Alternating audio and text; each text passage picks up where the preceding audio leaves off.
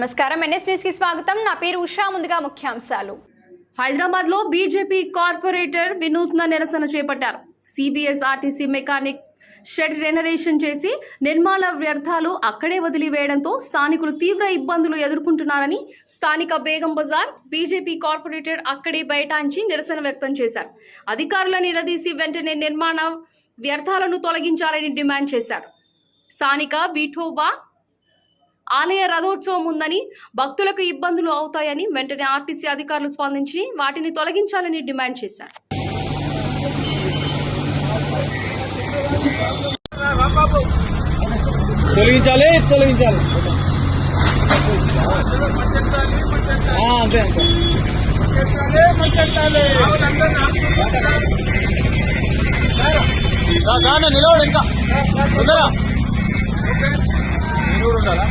photo photo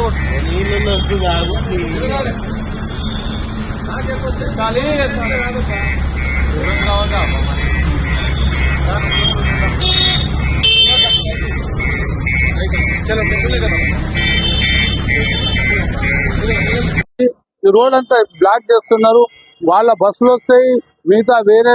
traffic ఉంటది bus వాళ్ళు ఉంటారు అయినా 5 నెలల సంది మేము డిఎం కు గాని ఈ గాని ఎవరికి చెప్పినా గాని పట్టించుకుంటలేరు ఇప్పుడు రేపు మాకు విఠోబా మందిర రథోత్సవం ఉన్నది గౌలిగూడలో వేలాది మంది ఇక్కడ